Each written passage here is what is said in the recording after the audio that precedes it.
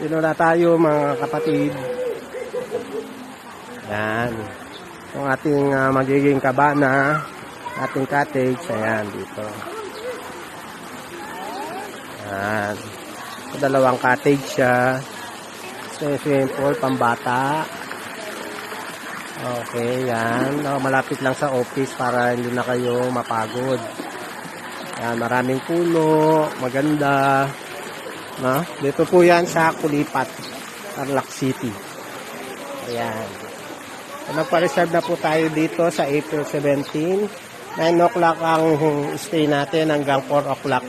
Kaya po Sir Mike. Sir Mike, hi ka sa vlog natin. Sir Al. Ayan. Ayan. Ayan po. Thank you. Oasis Resort dito sa Kulipat. Malapit lang. Pwede kayo mag-area dito kung gusto nyo. Pag nainip kayo, mag-area kayo dito. Okay? Ayan. Ganda na.